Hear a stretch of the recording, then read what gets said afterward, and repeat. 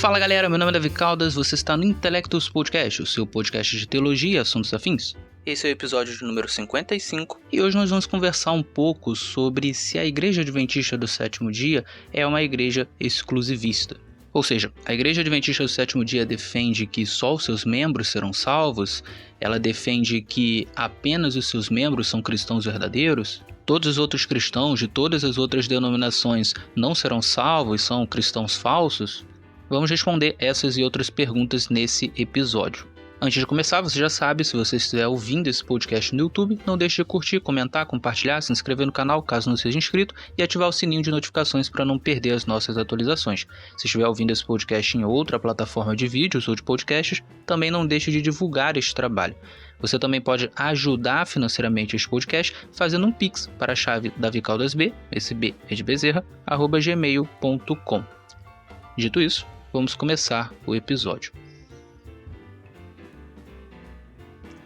Uma acusação comum que muitos protestantes e evangélicos no geral fazem em relação à Igreja Adventista do Sétimo Dia é a de que ela seria uma igreja exclusivista. E por exclusivista, esses irmãos querem dizer uma igreja que acha que só os seus membros serão salvos e que todos os outros cristãos de todas as outras igrejas são cristãos falsos e não serão salvos. É por causa dessas acusações, inclusive, que muitos cristãos acreditam que a Igreja Adventista do Sétimo Dia é uma seita. Mas é isso mesmo que a doutrina adventista ensina? Eu posso responder seguramente que não. E o que eu quero fazer nesse episódio é justamente mostrar nos documentos oficiais adventistas como que a Igreja Adventista não defende essa posição exclusivista. Muito bem, os documentos que eu vou utilizar aqui são os que eu já comentei no episódio passado, que eu costumo sugerir como os principais para entender a doutrina adventista do Sétimo Dia. São eles: a Declaração de Crenças Fundamentais, que é um documento pequeno, tem 2 ou 3 páginas e pode ser encontrado facilmente na internet, o livro Nisto Cremos, o Tratado de Teologia Adventista e o Questões sobre Doutrina. Esses 3 últimos livros, cabe lembrar, são amplamente baseados na Declaração de Crenças Fundamentais, ou seja, eles são um detalhamento e um aprofundamento desse documento primário que é mais simples e que tem só o objetivo de realmente mostrar de maneira breve, de maneira resumida, no que creem os adventistas. Bom, eu quero começar fazendo citações do Tratado de Teologia Adventista. No capítulo intitulado A Igreja, escrito pelo teólogo Raul Dedering, ele discute em determinado momento até que ponto a igreja deve ser identificada com a sua atual extensão institucional. E para responder essa questão, ele diz que existem 2 extremos em relação aos conceitos de igreja visível e invisível. O primeiro extremo é aquele que considera que apenas as estruturas organizacionais específicas fazem parte da igreja verdadeira, principalmente se puderem remontar ao tempo de Cristo. Ou seja, nesse extremo, a igreja é pensada em termos estritamente institucionais e visíveis, como é o caso dos católicos e alguns protestantes mais tradicionalistas. Já o segundo extremo considera que a igreja é apenas a soma total dos crentes em Jesus Cristo nascidos de novo. Dedering explica o resultado dessa visão. Ele diz: reunidos ou não em um grupo visível, eles compõem a igreja. A organização visível tem importância relativa, sobretudo porque ser membro dela não é nenhuma garantia de salvação. E ele vai dizer mais à frente que isso desemboca muitas vezes numa manifesta aversão a tudo que pareça uma estrutura formal. E isso gera, claro, uma ênfase na vida individual do crente e não mais na vida coletiva. E como Dedering responde a esses 2 extremos? Bom, ele diz o seguinte: talvez, como acontece às vezes, a solução bíblica para o problema resida entre esses 2 extremos. É importante observar que as escrituras se referem tanto à igreja visível como à igreja invisível, ou, mais exatamente, às dimensões visíveis e invisíveis da igreja. Para desenvolver esse ponto, o Dedering, na sequência, abre 2 tópicos. No primeiro tópico, ele apresenta várias passagens bíblicas que demonstram que a salvação está relacionada à fé individual e não necessariamente a estar ligado a uma instituição visível. A partir dessas passagens, ele conclui: não encontramos nesses exemplos nenhuma sugestão de que a salvação dependa do relacionamento de alguém com uma instituição visível ou com um grupo de crentes. Já no segundo tópico, o Dedering mostra uma série de passagens que demonstram que o resultado dessa salvação individual sempre acaba sendo a formação de comunidades visíveis entre crentes. E sobre isso, ele conclui: A tendência atual de jogar a igreja como entidade invisível contra a forma visível e concreta da igreja parece denunciar a ignorância acerca do ensino bíblico, que assume repetidas vezes a existência de igrejas locais concretas e visíveis. E é com isso em mente que o Dederen vai dizer um pouquinho mais à frente. É possível, por um lado, que haja dentro da igreja visível indivíduos que não sejam crentes verdadeiros e que não fazem, portanto, parte do corpo de Cristo. Em contrapartida, é possível para alguns ter uma relação salvífica com Cristo sem pertencer à igreja visível. Então, notemos o que o Dederen está dizendo aqui. Ele defende que a Bíblia fala tanto de um aspecto visível da igreja, que é a formação de comunidades concretas, comunidades de irmãos que se reúnem e que se organizam, quanto um aspecto invisível da igreja, que é o simples somatório de todos os crentes em Jesus Cristo. E o que ele vai dizer é que a salvação não está ligada a fazer parte de uma comunidade visível. Você é salvo por crer em Jesus. Quando você crê em Jesus, automaticamente você já faz parte da igreja, a igreja invisível. Não obstante, o fato de você já fazer parte da igreja invisível quando você aceita Jesus, não significa que a igreja visível não seja importante. É por isso que o Dederen vai mostrar que existem várias passagens dizendo que o resultado prático de você aceitar a Jesus como Senhor e Salvador acaba sendo a formação de uma comunidade com outros crentes. Ou seja, o que o Dederen está dizendo é que a entrada na igreja invisível, que se dá quando aceitamos a Jesus como Senhor e Salvador, acaba levando à entrada em uma igreja visível. O que Dederen faz aqui é muito claro. Ele está buscando o equilíbrio bíblico. E é por isso que ele rejeita tanto o extremo de dizer que a igreja visível não é importante, quanto o extremo de que nós só podemos ser salvos se estivermos filiados a uma instituição específica. E para exemplificar isso, ele termina com o parágrafo que nós lemos agora há pouco, dizendo que é possível que algumas pessoas estejam em igrejas visíveis, em comunidades visíveis e concretas, e não sejam cristãos verdadeiros. Ao passo que podem ter pessoas que não estão filiadas a uma instituição visível, mas são cristãos verdadeiros, aceitaram Jesus como Senhor e Salvador e serão salvos. Então, por aqui, nós já podemos concluir que para a Igreja Adventista do Sétimo Dia, não é necessário você fazer parte dela para que você seja salvo. E isso vai ficar mais claro em outras passagens que eu vou ler aqui. Mas talvez seja importante nós abrirmos um parênteses para tentar entender o seguinte: por que existe essa acusação de diversos cristãos de que a Igreja Adventista do Sétimo Dia é exclusivista? Bom, uma das respostas para isso é que a Igreja Adventista do Sétimo Dia trabalha com o conceito de remanescente. Em sua doutrina, a instituição adventista é um movimento remanescente dentro da Igreja de Cristo. E ele é um movimento remanescente, dentre outras coisas, porque, além de manter a fé em Jesus, também guarda os mandamentos de Deus, incluindo o sábado, que é um mandamento esquecido no cristianismo. O conceito de remanescente está fundamentado na Bíblia Sagrada e tem relação justamente com essa ideia de um grupo que continua sendo fiel a determinadas instruções de Deus, em meio a uma maioria de pessoas ou uma maioria de grupos que não segue mais essas instruções. Diante da aplicação desse conceito à própria instituição adventista, os críticos costumam dizer que isso se trata de exclusivismo. Supostamente, dizer que a Igreja Adventista do Sétimo Dia é um remanescente seria o mesmo que dizer que quem não faz parte da Igreja Adventista do Sétimo Dia não pode ser salvo. Mas é realmente isso que o conceito de remanescente significa? Não necessariamente. O que o ouvinte precisa ter em mente é que, quando falamos de remanescente, existem dois tipos possíveis de remanescente: o remanescente soteriológico e o remanescente missiológico. Soteriologia tem a ver com salvação. Então, quando falamos em remanescente soteriológico, estamos falando de um grupo de salvos em meio a um grupo de não salvos, um grupo que talvez tenha se apostatado, por exemplo. Agora, quando falamos em remanescente missiológico, nós não estamos falando de salvação, estamos falando de missão.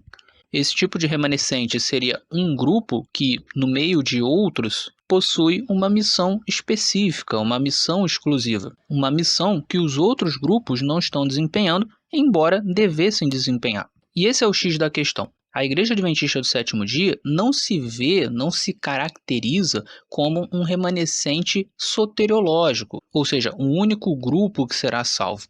Em vez disso, ela se vê e ela se caracteriza como um grupo que possui uma missão específica, uma missão exclusiva, uma missão que não tem sido desempenhada por outros grupos, ou pelo menos não tem sido desempenhada por outros grupos na mesma intensidade e na mesma extensão. Ora, isso não é difícil de constatar e nem é preciso ser adventista para perceber que a missão que a Igreja Adventista do Sétimo Dia desempenha é um tanto exclusiva da Igreja Adventista. A maioria esmagadora das igrejas, por exemplo, não guarda o sábado, e as poucas que guardam não são tão grandes quanto a Igreja Adventista. A título de comparação, a Igreja Batista do Sétimo Dia, que surgiu cerca de 200 anos antes da Igreja Adventista do Sétimo Dia, possui algo em torno de 50 mil membros no mundo inteiro. No Brasil, até a última vez que eu consultei, a Igreja Batista do Sétimo Dia não tinha mais que 5 mil membros. Além disso, ela se encontra em menos de 30 países no mundo. Já a Igreja Adventista possui igrejas em praticamente todos os países do mundo e mais de 20 milhões de membros. Isso sem contar a sua enorme estrutura de escolas, hospitais, faculdades, editoras, empresas de alimentos saudáveis, redes de rádio, redes de televisão, revistas, jornais, centros de missões evangelísticos, centros humanitários e por aí vai. Eu faço essa comparação não para desmerecer a Igreja Batista do Sétimo Dia ou para minimizá-la. A comparação é meramente factual. Em termos de intensidade e extensão da divulgação da mensagem do sábado, a Igreja Adventista do Sétimo Dia está muito à frente. E isso mesmo tendo 200 anos a menos que a Igreja Batista do Sétimo Dia. Para além de tudo isso, a Igreja Adventista do Sétimo Dia é uma das poucas igrejas sabatistas que também mantém outras doutrinas distintivas, como a crença na mortalidade da alma, a crença no aniquilacionismo, a crença na distinção entre carnes puras e impuras, a ênfase na reforma de saúde como sendo algo importante e a crença no juízo celeste pré-advento. Então é bastante claro que a Igreja Adventista do Sétimo Dia é um tanto singular. E o ponto aqui é, se de fato todas essas crenças que a Igreja Adventista mantém são verdadeiras, são bíblicas, então sim, a Igreja Adventista do Sétimo Dia possui uma missão divina que nenhuma outra instituição está desempenhando, ou pelo menos não está desempenhando na mesma intensidade, na mesma extensão e com exatamente o mesmo conteúdo da Igreja Adventista do Sétimo Dia. Portanto, dizer que a Igreja Adventista do Sétimo Dia é um remanescente dentre as outras igrejas não implica dizer que só os adventistas serão salvos ou que não existem cristãos verdadeiros em outras denominações. Implica apenas dizer que a Igreja Adventista do Sétimo Dia possui uma missão especial. Feito esse parênteses, essa breve observação, nós podemos continuar. Ainda no capítulo A Igreja, o Raul Dederen vai dizer o seguinte: embora Deus tenha discípulos leais em outras comunidades, chamou mais uma vez a igreja remanescente para pregar o Evangelho eterno até os confins do mundo, para testemunhar de Cristo e preparar os pecadores para a segunda vinda do Senhor. Note então, para Dederen existem discípulos leais em outras comunidades. E se existem discípulos leais em outras comunidades, isso significa que não só apenas os adventistas são os verdadeiros cristãos. E mais, isso significa que a Igreja Adventista do Sétimo Dia não é a Igreja verdadeira, é um movimento dentro da Igreja de Cristo. A Igreja de Cristo, no sentido invisível, é composta por pessoas de diversas igrejas e até mesmo pessoas que não estão em igreja nenhuma, mas que aceitaram Jesus como Senhor e Salvador. Embora isso não anule a importância das igrejas visíveis, das igrejas físicas, o fato é que não existe uma igreja verdadeira no sentido soteriológico, no sentido de salvação.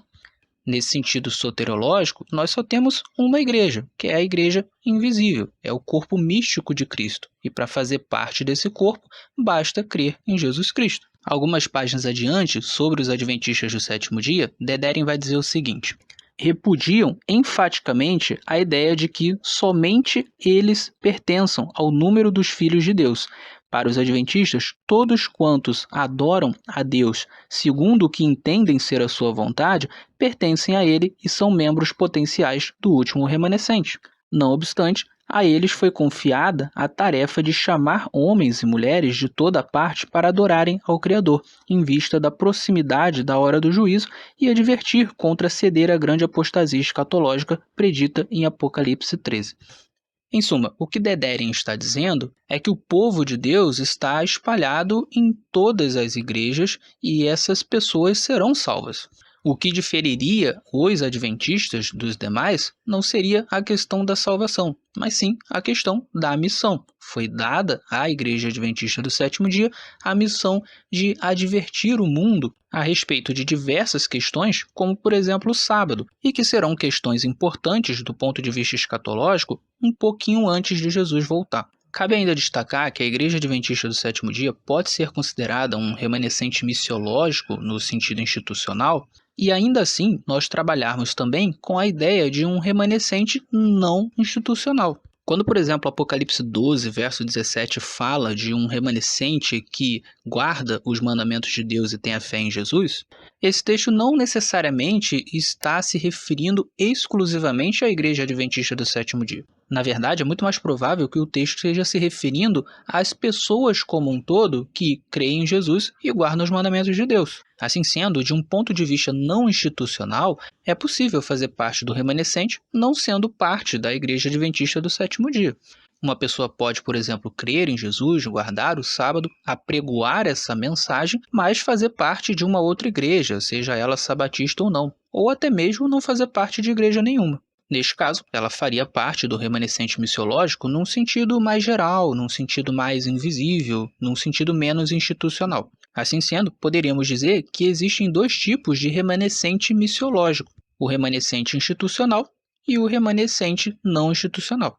O primeiro pode ser aplicado à Igreja Adventista do Sétimo Dia pelas razões que eu já expliquei. Ela é muito singular dentre as outras igrejas e está desempenhando uma função que as outras igrejas não estão. E o segundo poderia ser aplicado a qualquer pessoa que se enquadra nessa descrição, crê em Jesus e guarda os mandamentos de Deus. Isso poderia incluir diversas outras denominações, pessoas que não estão em nenhuma denominação, e também alguns outros movimentos, como, por exemplo, sinagogas ou grupos judaico-messiânicos. Mas vamos trabalhar algumas outras citações. Outro capítulo interessante que nós podemos trabalhar, que faz parte do Tratado de Teologia Adventista, tem como título O Remanescente e as Três Mensagens Angélicas. Esse capítulo foi escrito pelo teólogo Hans LaRondelle. O trecho que eu quero compartilhar com o leitor fala sobre o conceito de grupos remanescentes ao longo de toda a história cristã. E, evidentemente, ele está trabalhando aqui o conceito de remanescente missiológico. Diz assim o trecho: por toda a história cristã surgiram diferentes grupos, em certo sentido, grupos remanescentes, com a preocupação de fazer os cristãos de sua época retornarem a uma fé mais bíblica. Embora alguns insistissem que a fé por eles mantida não era inteiramente nova, adotavam a Bíblia como principal fonte de autoridade e ansiavam chamar os crentes de volta a ela.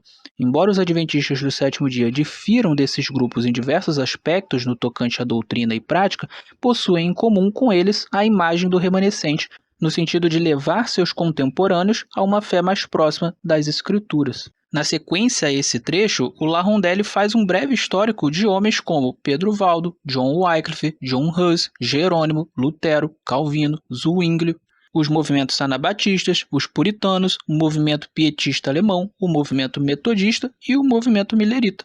Todos esses são encarados pelo LaRondelle como exemplos de grupos remanescentes em cada era da história cristã. Outro trecho interessante de LaRondelle nesse livro diz o seguinte: os que constituem o último povo remanescente de Deus na história serão um povo espiritual que incluirá cada verdadeiro e fiel seguidor de Cristo dentre muitas denominações e religiões. Esse trecho deixa extremamente claro que existe aquele remanescente não institucional, um remanescente que é formado por pessoas de diversas denominações que têm em comum o fato de seguirem a Cristo e guardarem os mandamentos de Deus. Saindo do Tratado de Teologia, nós podemos também aqui citar dois trechos do livro Questões sobre Doutrina. Respondendo à pergunta de número 20, quem constitui a Igreja Remanescente, há um trecho que diz o seguinte: Cremos que a profecia de Apocalipse 12:17 aponta para a experiência e obra da Igreja Adventista do Sétimo Dia, mas não cremos que somente nós constituímos os verdadeiros filhos de Deus, que somos os únicos e autênticos cristãos que atualmente existem sobre a Terra.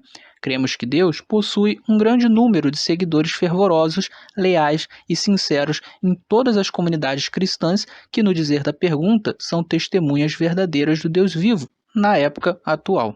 Algumas páginas adiante, também podemos ler: todavia, o fato de que empregamos essa passagem desse modo não significa absolutamente que pensemos que somos os únicos cristãos verdadeiros no mundo ou que sejamos os únicos que serão salvos. Embora creiamos que a Igreja Adventista do Sétimo Dia seja a organização visível por intermédio da qual Deus está proclamando ao mundo essa derradeira mensagem especial, lembramo-nos do princípio que Cristo enunciou ao dizer: ainda tenho outras ovelhas que não são deste aprisco. João 10:16.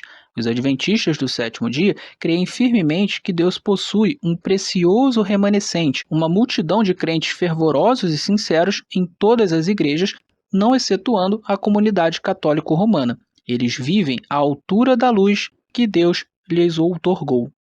Aqui nós temos um ponto muito interessante. Além da Igreja Adventista do Sétimo Dia reconhecer que existem cristãos fiéis em todas as denominações, ela também reconhece aquele princípio que eu pincelei no episódio passado, o de que Deus julga cada crente com base na luz de conhecimento que ele teve. É desse princípio que surge a convicção de que mesmo cristãos que não guardam o sábado ou que possuem algum entendimento equivocado das Escrituras, podem ser cristãos verdadeiros porque são fiéis à luz de conhecimento que Deus lhes deu. O juízo de Deus é justo e levará isso em conta, em especial quando o assunto é sábado. Afinal de contas, o sábado não é como não matarás ou não furtarás, no sentido de ser instintivo e de fazer parte da cultura e também das leis penais. Nenhum crente tem a desculpa de não saber que era errado assassinar, que era errado roubar. Agora, muitos crentes verdadeiros podem efetivamente nunca terem conhecido o sábado, conhecido a necessidade de guardar o sábado, ou nunca terem tido condições e oportunidades suficientes para que pudessem entrar em contato com uma boa argumentação em prol do sábado e serem genuinamente convencidas disso. Ora, nada disso é culpa dessas pessoas. E, portanto, Deus fará um julgamento justo de cada um desses indivíduos. Nenhum crente verdadeiro será considerado rebelde porque deixou de guardar um mandamento que ele não teve condição de saber que era um mandamento. E é exatamente isso que a Igreja Adventista do Sétimo Dia tem defendido desde sempre. Saindo do questões sobre doutrina, há um trecho interessante que nós podemos citar do livro Nisto Cremos. Podemos ler: a Igreja Invisível, também conhecida como Igreja Universal, é composta dos filhos de Deus em todo o mundo. Isso inclui os crentes que estão dentro da Igreja Visível e muitos outros que, embora não pertencendo à Igreja Visível, têm seguido a luz que Cristo lhes concedeu. Um pouco mais adiante, o trecho vai dizer também: a existência da Igreja Invisível demonstra que a adoração a Deus é, no mais elevado sentido, espiritual. Jesus expôs nestas palavras a questão: vem a hora, e já chegou, em que os verdadeiros adoradores adorarão o Pai em espírito e em verdade, porque são estes que o Pai procura para seus adoradores. Tendo em vista a natureza espiritual da adoração, os seres humanos não são capazes de calcular exatamente quem constitui e quem não constitui parte da Igreja de Deus. Portanto, nesse trecho fica claro que a Igreja Adventista do Sétimo Dia não se vê como a única igreja que será salva, ou como a única igreja que tem crentes verdadeiros. Bom, mas o que diz a Declaração de Crenças Fundamentais, que é o documento mais primário, o basilar, o fundamental da Igreja Adventista do Sétimo Dia?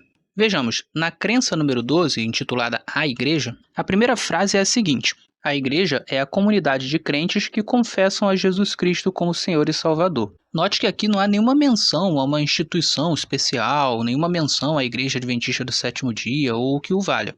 Na sequência, o texto vai dizer que a Igreja é a continuidade do povo de Deus dos tempos do Antigo Testamento. que ela é chamada para prestar culto, comunhão, para a instrução da palavra, para a celebração da ceia do Senhor, para o serviço de toda a humanidade, para a proclamação mundial do Evangelho, que ela é a família de Deus, que ela é o corpo de Cristo, que ela é uma comunidade de fé, que Cristo é o cabeça dela, que ela é a noiva de Jesus, que Jesus vai voltar para buscá-la e por aí vai.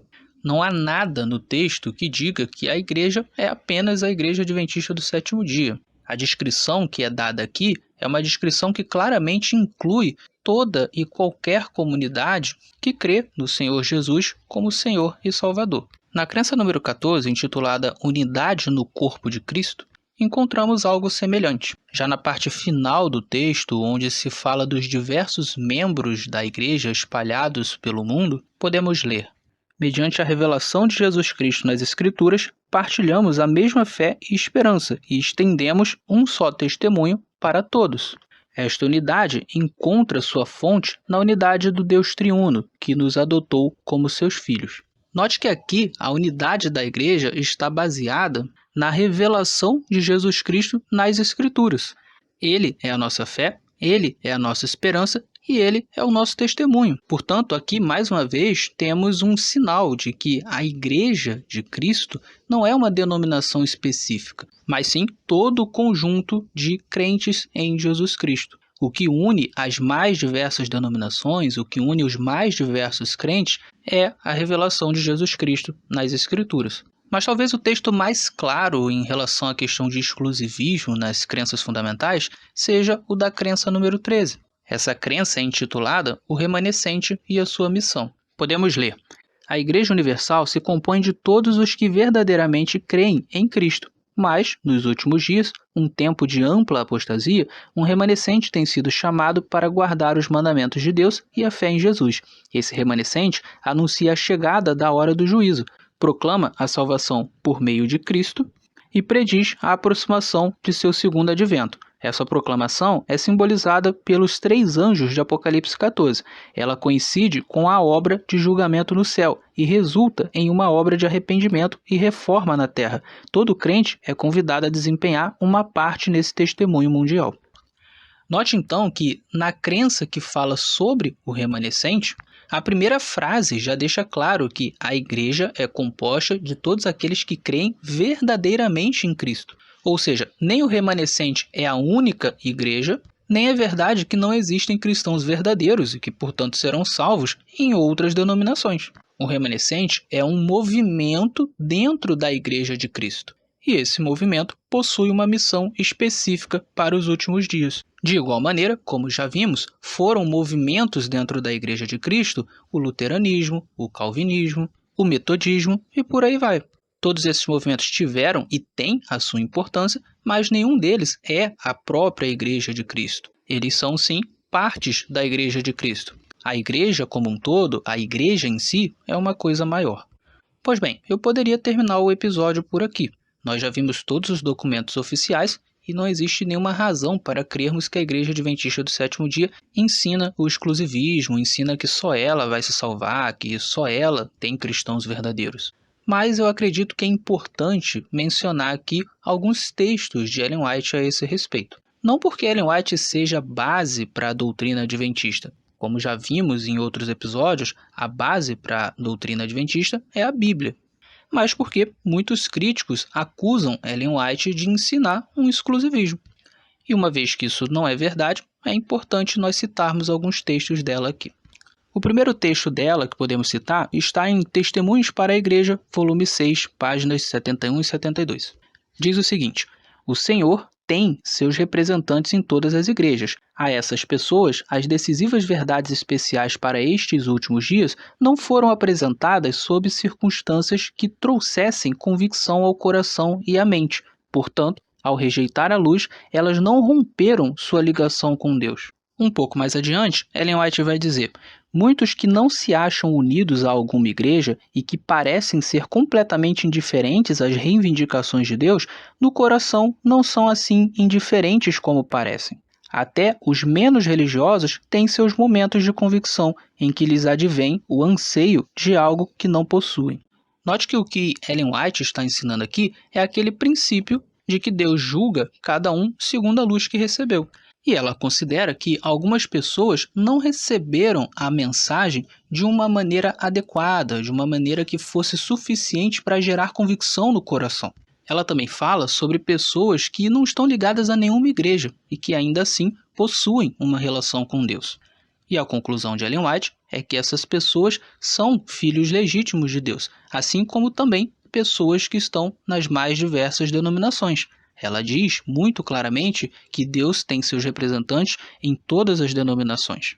Portanto, não tem como dizer que Ellen White era exclusivista. O texto que nós acabamos de ler é bastante equilibrado. Outra passagem interessante de Ellen White está no livro Obreiros Evangélicos, página 329. Ela diz o seguinte: esta mensagem tem de ser dada, mas conquanto tenha de ser dada, devemos ter cuidado em não acusar, apertar e condenar os que não possuem a luz que nós possuímos.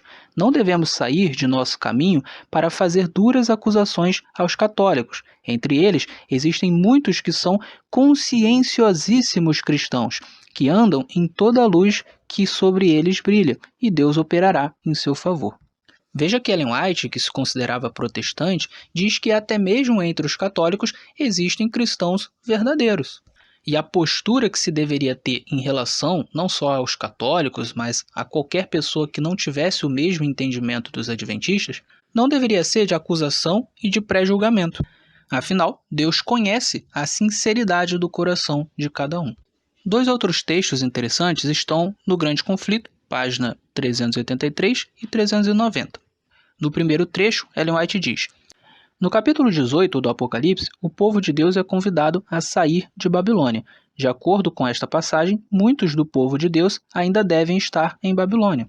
E em que corporações religiosas se encontrará hoje a maior parte dos seguidores de Cristo? Sem dúvida, nas várias igrejas que professam a fé protestante. Já na segunda passagem, podemos ler: apesar das trevas espirituais e afastamento de Deus prevalecentes nas igrejas que constituem Babilônia, a grande massa dos verdadeiros seguidores de Cristo encontra-se ainda em sua comunhão. É bem verdade que muitos anti-adventistas criticam essas duas passagens porque Ellen White afirma que as igrejas protestantes fazem parte da Babilônia. No entanto, é preciso entender aqui o seguinte: Ellen White não está se referindo aos cristãos protestantes, mas sim aos sistemas dessas igrejas.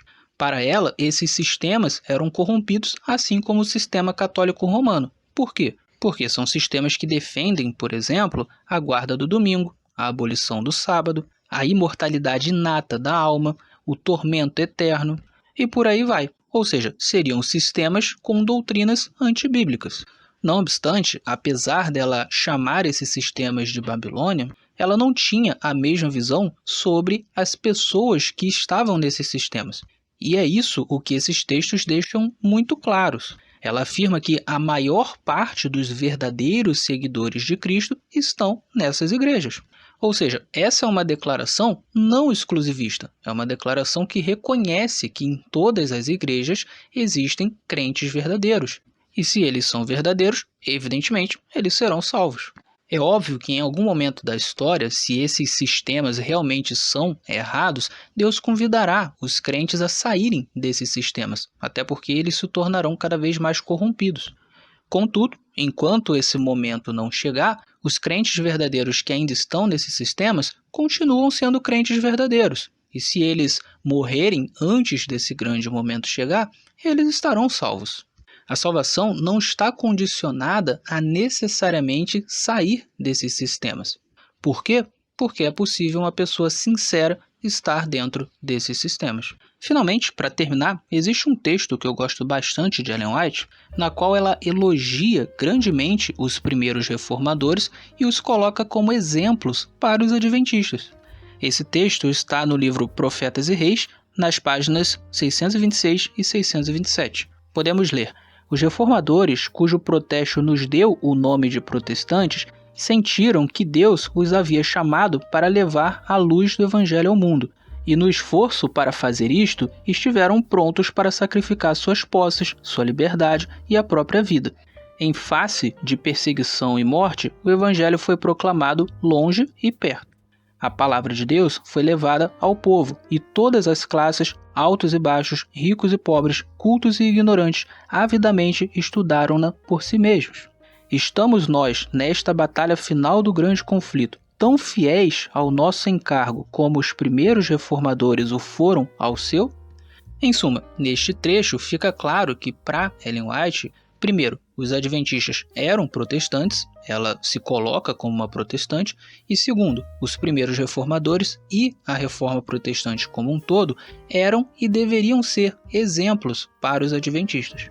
Ela chega inclusive a questionar se os adventistas estavam realmente tão fiéis quanto os primeiros reformadores. Definitivamente, essa não parece ser uma postura exclusivista e sectária. Em suma, podemos concluir que a Igreja Adventista do Sétimo Dia não é exclusivista, pelo menos não em sua doutrina oficial. É claro, alguém poderia dizer aqui que conheceu um leigo adventista que tem uma postura exclusivista, ou um pastor adventista que tem uma postura exclusivista, ou que viu uma pregação da Igreja Adventista que tinha um tom exclusivista, e por aí vai. Essas coisas existem, e talvez existam em um número considerável. Mas seria desonestidade dizer que isso é um problema da doutrina em si. Se há pessoas exclusivistas dentro da Igreja Adventista do Sétimo Dia, e eu sei que há, isso é um problema dessas pessoas e talvez de uma má cultura que se formou em algumas alas da igreja, em alguns setores da igreja, em alguns grupos específicos. Esse não é um problema que existe só na Igreja Adventista do Sétimo Dia.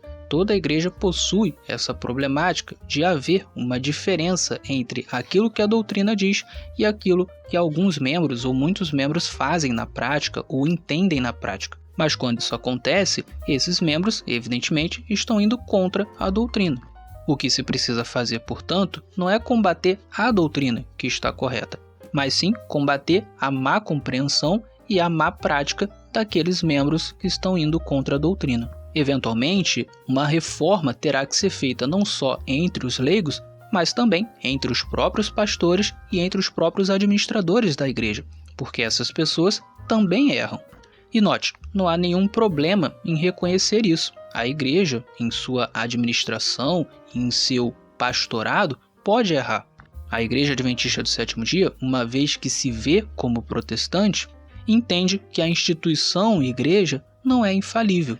Se nós adotarmos uma visão de infalibilidade, cairemos no mesmo erro que nós apontamos na Igreja Católica Romana. O princípio que devemos seguir sempre como protestantes é de que a igreja deve estar sempre se reformando. Muito bem, eu vou ficando por aqui. Espero que o ouvinte tenha apreciado o episódio. Fique com Deus e até o nosso próximo encontro.